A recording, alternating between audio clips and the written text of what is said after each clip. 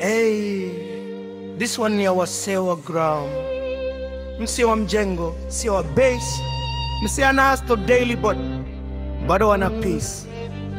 Listen, Kenya's crying but the system deaf.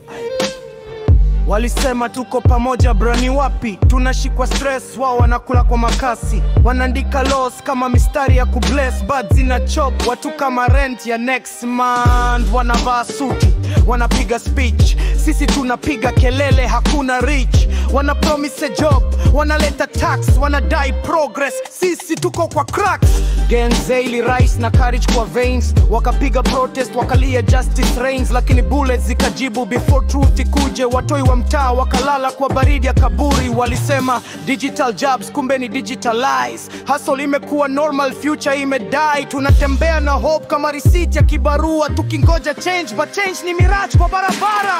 Tumechoka na stories za campaign, tumechoka na maflags za pain. Hospitals hazina dawa, teachers wanangoja mshahara, barabara zimebaki kwa plani na tax.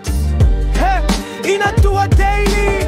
Still we stand, still we fight, because darkness can't kill our life. Mama anangoja daktari kama ni miracle, hospital ni kama queue ya matestico. Education imefall, syllabus ni theory, practical ni kujua survival story. Wanakula tenda, sisi tunakula hope.